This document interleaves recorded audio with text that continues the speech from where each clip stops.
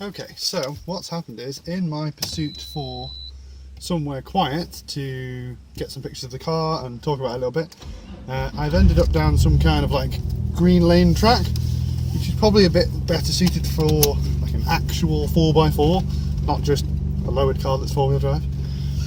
So I've had to go and ask the nice lady that lives at the end of the lane if I can turn around in her driveway, because otherwise there is nowhere to turn around, as you'll have seen by the pictures. Oh, that's so low. So I now have to drive up her driveway, to turn round. And yeah, there's like, it's just like two tracks, either side of like a giant hump of grass and mud in the middle. So yeah, my splitter is taking a little bit of a pounding. And I didn't want to just like roll up here and like not explain myself to her, because I didn't want to like scare the living daylights out of her or something.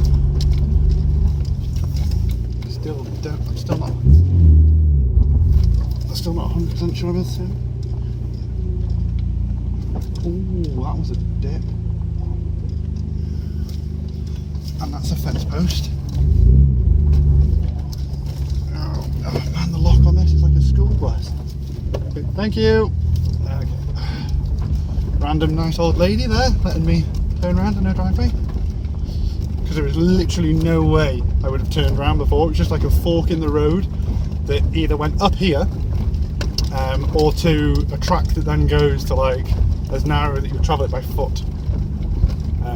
But this is public footpath territory, like, so I assume she's used to like random lost people wandering around. Probably not in Skyline GTRs, but still. Oh. Okay, yeah, now I'm starting to understand why her car is a little bit beat up. Okay. Oh wow, I made all that mark with my exhaust.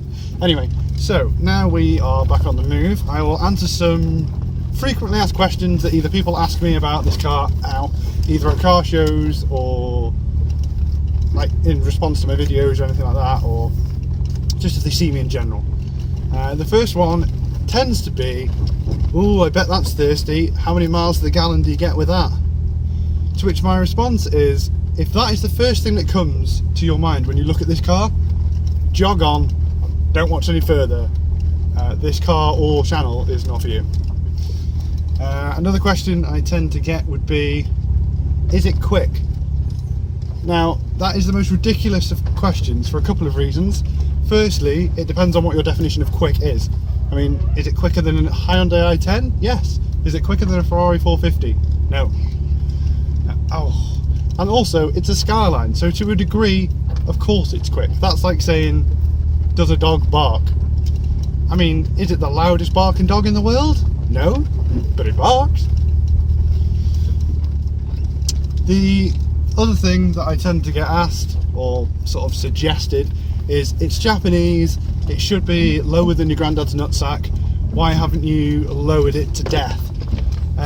This is a prime example. I literally have the sense of direction of a headless chicken. I get lost all of the time. Also use this car quite a lot, like on country lanes and in the city over speed bumps.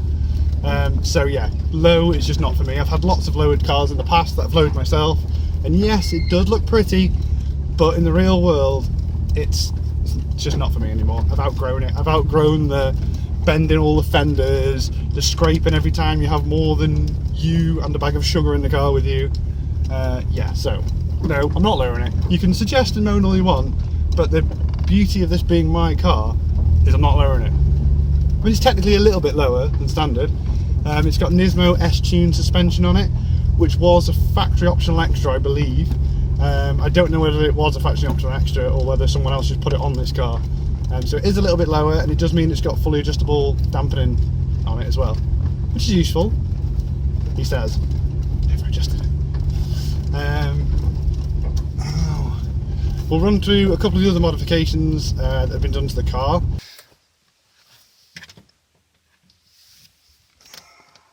Okay, so on the interior we have Nismo gear stick, well, gear knob rather.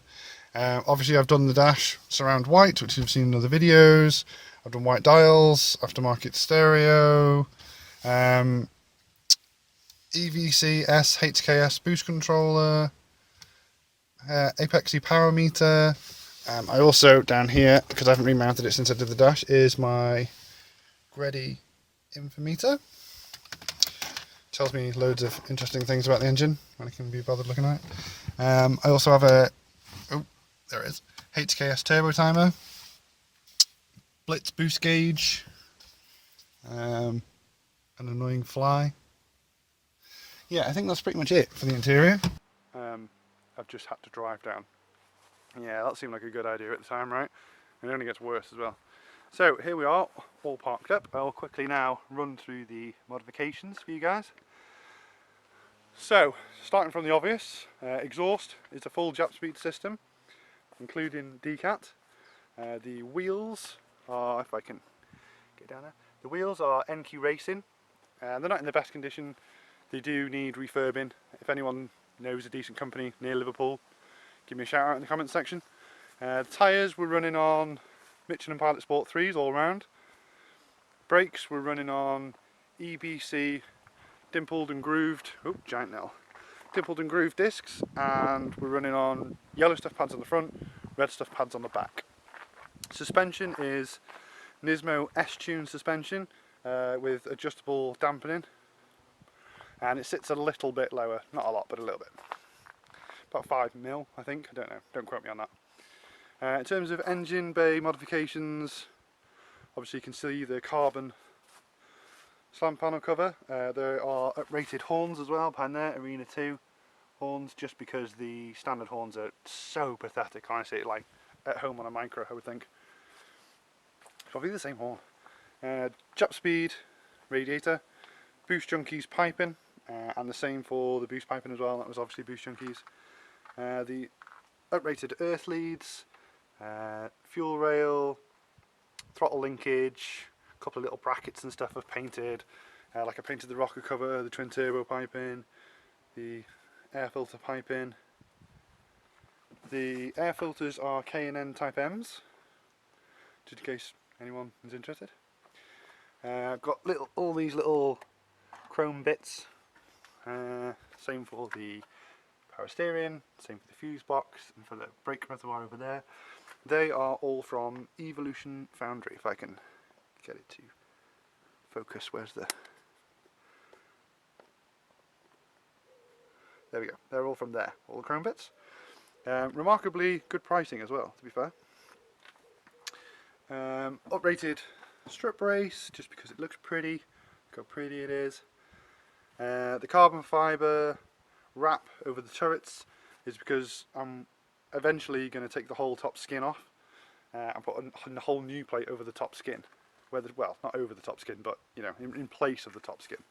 For the moment, it's just like a teeny little plate, like the size of like a 50p, like they go, and it just looked awful with the plate just there. So I put that over it just to make it look a bit better for now, until I get around to doing it.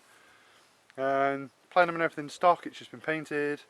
The screen wash I dyed red, so it matches the car because pink looks girly. Rated coil packs, rated plugs. The throttle bodies have been redone.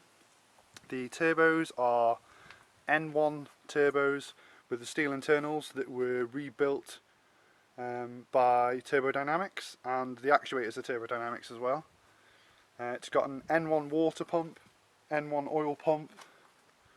It's got HKS pulleys on it, cam pulleys, and a HKS belt. Obviously the boost controller, which we mentioned before. Samco hoses, radiator top and bottom. Samco hoses on the breather pipes. Trying to think if that's it really. It's just sort of little bits of fettling that I've been doing really. Like, you know, like the wing bolts and stuff like that. Like when I first got it, annoyingly, like all these little bolts on there were all like, I can focus it a little bit better. They were all different, like a different type of bolt or a different size head, and it just ruined it. I hate people that do that. So yeah, just to make it look a bit better really. So I think that's roughly it. In terms of modifications, the only other things I do, like you've seen on the service video, would be, you know, I do a standard service, drain the fluids. There will be a video coming up soon where I do because obviously you've seen me do the service and the engine oil, and I did the transfer box. I'm going to do the gearbox, I'm going to do the front and rear diff, so that will be coming soon as well.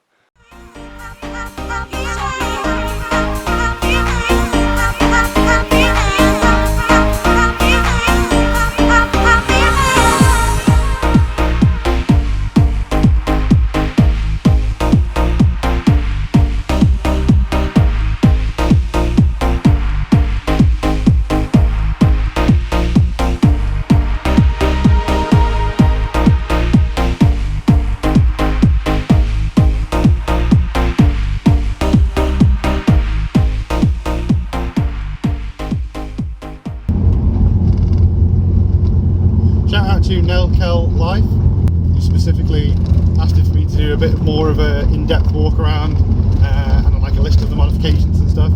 Hope this was kind of what you had in mind.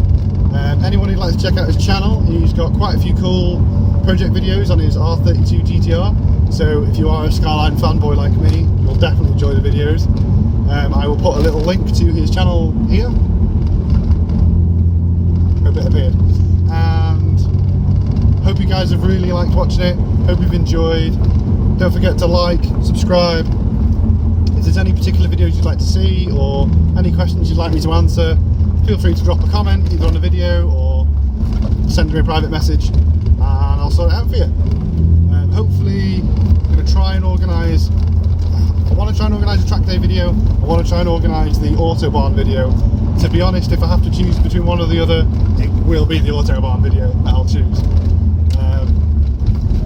So yeah, hopefully I can get that done later this year. And then I've got a couple of sort of bolt-on style modifications that I want to do. There'll be videos coming up for that. Like I say, I'm going to be doing the diff oils and the gearbox oil. And yeah, just sort of general faffing around. There will be some more challenge videos coming up as well. More that I can actually win, not ones that Naz has clearly orchestrated that there is no way that I can win. So there will be more of them coming up as well. So yeah, thanks for watching, like and subscribe. Bye? I'm waving? I don't know, I really don't know how to end my videos.